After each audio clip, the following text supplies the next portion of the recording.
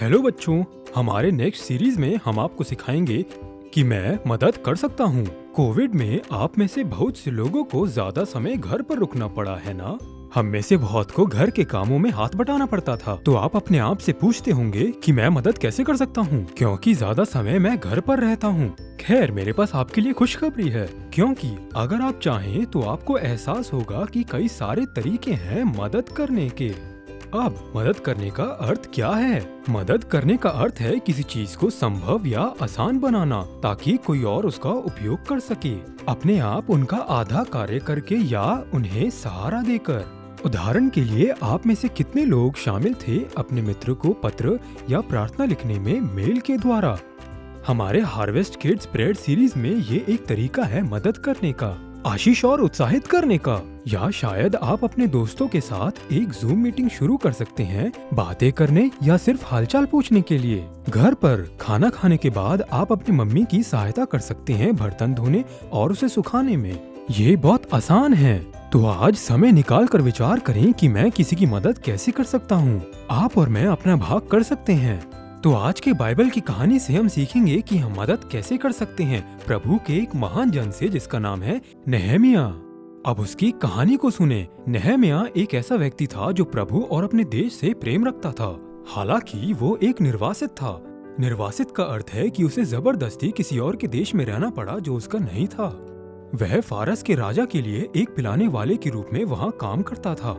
अब पिलाने वाले का कर्तव्य क्या था? एक पिलाने वाले को हर दाख मधु और शरबत को चखना पड़ता है जो राजा के पास लाया जाता है। क्या पता उसमें जहर हो, इसलिए राजा को नेहमिया पर पूरा भरोसा था। एक दिन नेहमिया ने उस शहर के विषय में एक बुरी खबर सुनी जहाँ वह पैदा हुआ था, यरूशलेम। उसने सुना कि वो नष्ट हो गया है, शहर की दीवारें तोड़ दी गई हैं और उसकी फाटकों को आग में जला दिया गया है। नेहमिया बहुत परेशान हुआ कि उसका प्रिय शहर तबाह हो गया और उसके लोग इधर उधर बिखर गए। उसने विनती और प्रार्थना करी कई दिनों तक, अपने आप से पूछते हुए कि मैं मदद करने के लिए क्या कर सकता हूँ, मैं मदद करने के लिए क्या करूँ। प्रभु ने उसका उत्तर दिया। फिर एक दिन जब वह राजा के पास दाख मधु लेकर आया, राजा ने देखा कि नेहमिया उदास है। तो राजा ने उससे पूछा, नेहमिया तुम उदास क्यों हो? उस समय तक नेहमिया राजा के सामने कभी उदास नहीं हुआ था, क्योंकि राजा के सामने उदास होकर आना एक दंडनीय अपराध था और उसकी सजा मौत होती थी। लेकिन नेहमिया समझ गया कि यह वो क्षण है जहाँ प्रभु उसके प्रार्थनाओं का उत्तर दे रहे हैं। वह जानता था कि प्रभु उसके साथ हैं, तो उसने राजा को वह सब बता दिया जो उसके प्रिय शहर के साथ हुआ। राजा यह सुनकर चिंतित हुए और उन्होंने नेहमिया से पूछा कि तुम अब क्या करना चाहते हो? नेहमिया एक प्रार्थना करने वाला व्यक्ति था और उसने प्रभु से प्रार्थना कर चुकी थी। उसने राजा से बात करने के लिए प्रभु से सही शब्द मांगे। तो उसने राजा को उत्तर दिया कि कृपया मुझे मेरे घर जाने दीजिए कि मैं अपने शहर की दीवारों का पुनर्निर्माण कर सकूं। और सोचिए क्या हुआ बच्चों, राजा मान गए। सिर्फ उतना ही नहीं, लेकिन राजा ने उसे सारी आवश्यक चीजें दी जो उसे शहर का पुनर्निर्माण करने के लिए चाहिए था। और उसने नेहमिया के संग उसके सेना के अधिकारी और सेवकों को भेजा नेहमिया की रक्षा के लिए। नेहमिया राजा के महल में आराम से रह सकता था, लेकिन उसे परमेश्वर और परमेश्वर के लोगों की चिंता थी। वह मदद करना चाहता था।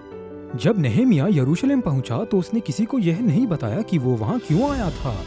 रात में वह टूटी हुई दीवारें और जले हुए फाटकों की जांच करने के लिए गया और योजना बनाई कि इसे ठीक करने के लिए क्या करना है।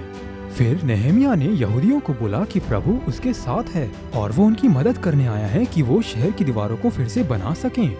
तुरंत ही यहूदियों ने उत्तर दिया, चलो उठो, दीवारें बनाते हैं। वे सब तैयार थे।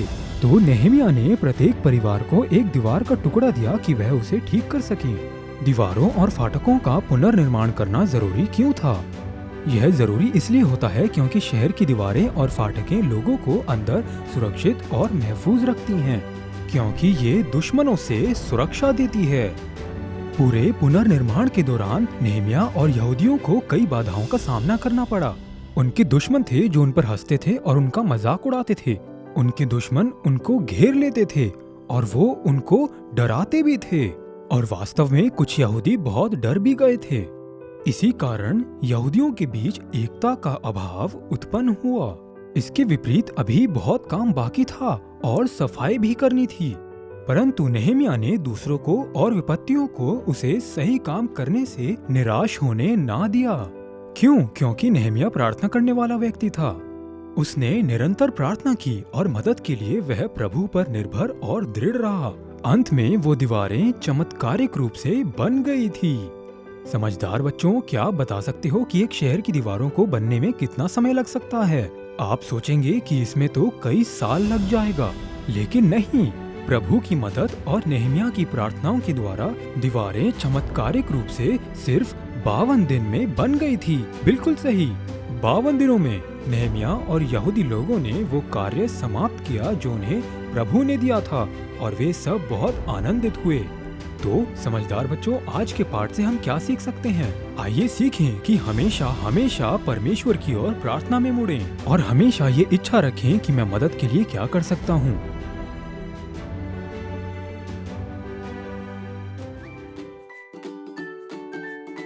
हेलो बच्चों, आप मदद कैसे कर सकते हैं? और अभी हमने नहीमिया की कहानी सुनी, जिससे हम मदद करने के 5 जरूरी तरीके सीख सकते हैं। और यह सभी तरीके अक्षर P से शुरू होते हैं। इस हफ्ते का हमारा सबसे पहला P है प्रे, यानी प्रार्थना।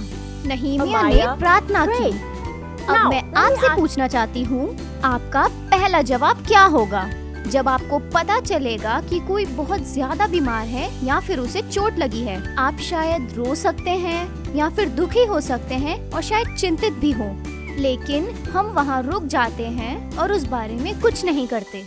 लेकिन नहीमिया ऐसा नहीं था। वो परमेश्वर से और अपने लोगों से बहुत प्रेम करता था। तो उसने क्या किया जब उसे पता चला कि यरूशलेम परमेश्वर का शहर दुविधा में था?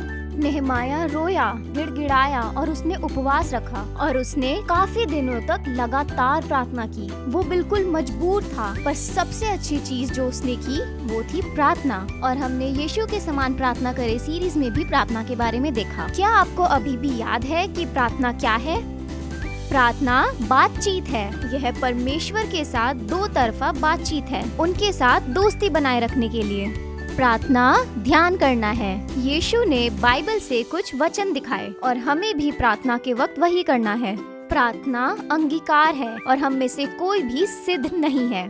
पापों का अंगीकार करना हमारे रोज के जीवन का हिस्सा होना चाहिए। प्रार्थना निवेदन है। परमेश्वर हमारी जरूरतों को जानते हैं, पर वो चाहते हैं कि हम उनसे मांगे। और सबसे आखिरी प्रार्थना आराधना करना है। जब आप किसी से बहुत ज्यादा प्रेम करते हैं, चाहे कुछ भी हो जाए, परमेश्वर के साथ भी ऐसा ही है। जब हम उनसे प्रेम करते हैं तो हम धन्यवाद देकर और स्तुति आराधना करके अपना प्रेम दिखाते हैं। तो नहीमिया को देखते हैं, उसने क्या किया। नहीमिया ने इस बड़ी सी योजना में कदम रखने से पहले परमेश्वर से प्रार्थना की। राजा के पास जाने से पहले उसने प्रार्थना की। दुविधा के समय में भी उसने प्रार्थना की। जब नहीमिया कमजोर पड़ा तब भी उसने प्रार्थना की। नहीमिया हर समय प्रार्थना करता था और यह मुझे हमारे इस हफ्ते के बाइबल के वचन के बारे में याद दिलाता है। यह बाइबल का सबसे छोटा वचन है और मैं आशा करती हूँ कि आप सबको भी यह पता होगा। तो हमारा आज का बाइबल मेमोरी वर्स क्या है? यह लिया गया है 1 थिस्सलुनीकियों 5:17 से और यह कहता है, निरंतर प्रार्थना में लगे रहें। निरंतर प्रार्थना में लगे रहें। और दूसरे बाइबल में कुछ ऐसा लिखा है कि प्रार्थना करना कभी ना छोड़े। नहीमिया ने प्रार्थना की और परमेश्वर ने उसे बुद्धि दी कि राजा से क्या बात करनी है। नहीमिया ने प्रार्थना की और परमेश्वर ने उसके जीवन में आशीष प्रदान की। नहीमिया ने परमेश्वर से प्रार्थना की और परमेश्वर ने उसे हर जगह सुरक्षित रखा। वाह बच्चों, प्रार्थना करने से बहुत अद्भुत चीजें हो सकती हैं। तो कुछ भी शुरू करने से पहले प्रार्थना करें। कहीं जाने से पहले प्रार्थना करें। हर एक चीज के लिए प्रार्थना करें बच्चों। तो याद रखें बच्चों, आप मदद कैसे कर सकते हैं? आप प्रार्थना कर सकते हैं। आप मदद कैसे कर सकते हैं? मैं प्रार्थना कर सकती हूँ। शुरू करने से पहले, जाते वक्त, हर चीज के लिए प्रार्थना करें। 1 थिस्सलुनीकियों 5:17 कुछ इस प्रकार कहता है, निरंतर प्रार्थना में लगे रहें। कौन सी बातों के लिए हम प्रार्थना कर सकते हैं? आइए अपने हाथों को देखें। अंगूठा जो हमारे पास है, अपने लिए प्रार्थना करें। पहली उंगली जो लोग हमें परमेश्वर की ओर ले जाते हैं, जैसे पास्टर्स और संडे स्कूल टीचर। वाओ, दूसरी उंगली मतलब अधिकार, हम अपने सरकार और देश के लिए प्रार्थना कर सकते हैं। तीसरी उंगली यानी शादी की अंगूठी, हम अपने परिवार के लिए प्रार्थना कर सकते हैं। चौथी उंगली सबसे कमजोर और छोटी उंगली, हम उनके लिए प्रार्थना कर सकते हैं जो बीमार और कमजोर है। आप जानते हैं बच्चों, सबको मददगार व्यक्ति बहुत अच्छे लगते हैं। इस हफ्ते कोशिश करें, अपने माता पिता के पास जाएं, दोस्तों के पास और भाई बहनों के पास और उनसे पूछें मैं मदद कैसे कर सकती हूँ, और फिर प्रार्थना के साथ शुरू करें। मैं निश्चित हूँ वो आशीषित जरूर होंगे। क्या अब हम प्रार्थना करें? प्रिय प्रभु, मेरी मदद करें, मैं प्रार्थना में आपको देखूं। आप हमारा ध्यान रखते हैं। मैं अपने दोस्तों की सारी ज़रूरतें और अपने परिवार की ज़रूरतों को आपके हाथ में सौंपती हूँ। आप हमारे प्रभु हैं जो हमारा ध्यान रखते हैं, हमारे सहायक मुसीबत और ज़रूरत के समय पर। हमारे प्रार्थना से अद्भुत कार्य हो सकते हैं। यीशु के नाम से प्रभु के सारे बच्चे कहेंगे आमीन।